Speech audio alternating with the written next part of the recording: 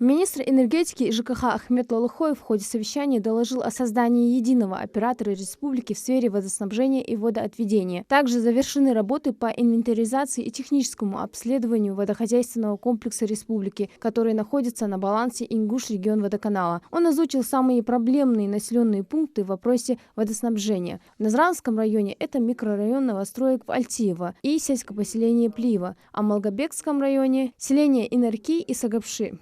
В связи с предстоящим летним периодом в целях предотвращения аварийных ситуаций, способствующих ограничению ресурсов в связи с увеличением отбора воды, Минэнерго совместно с соответствующими техническими службами проведен технический осмотр практически всех объектов водоснабжения, в ходе которого было установлено крайне неудовлетворительное состояние оборудования, обеспечивающего основные три водозабора, которые у нас находятся на территории республики. Это Кантышевский водозабор, Альтиевский водозабор и Суджурский водозабор, что в скором времени приведет к ограничению водоснабжения в ряде населенных пунктов. Для того, чтобы минимизировать эти аварийные ситуации, минимизировать потери воды, мы правительством республики и лично вами, Махмуд Али Машевич, было выделено 9,2 миллиона рублей. На сегодняшний день из этой суммы на 5,2 миллиона рублей мы закупили необходимые насосы, часть необходимых насосов, порядка 18 насосов, и провода, необходимые запасные части. Работы по монтажу этих насосов начато. Первый мы уже поставили в Альтийском водозаборе. Сегодня максимум завтра начинается работа по водозабору Кантышева, замене насосов, которые необходимы. Остальные насосы уже подготовлены, и сейчас осталось по остаток денег, вот эти 4 миллиона, уже подготавливаются нам дополнительные насосы, которые необходимы. Все подготовлено, работа начата.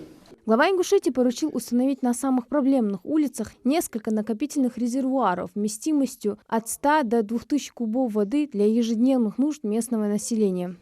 Там в любую трубу клади воду, пейдендацись. Турб тонкостенную. Мы кубы добавляем, есть вода, а ее разносит. Нахби, они говорят, хи датху.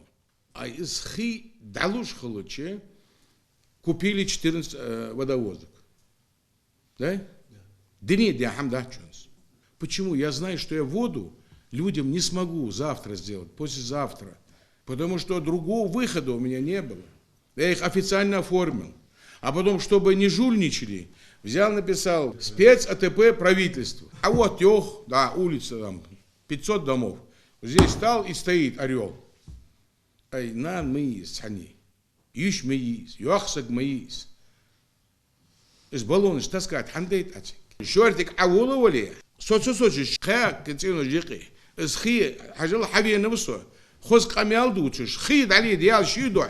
Нет, стал на краю. Надо продумать.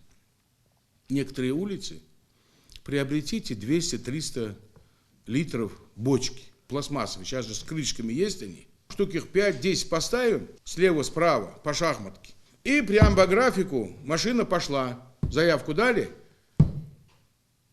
И в 5 утра, например, пораньше. Да, он заполняет 3-5 машин, заполняет все эти бочки.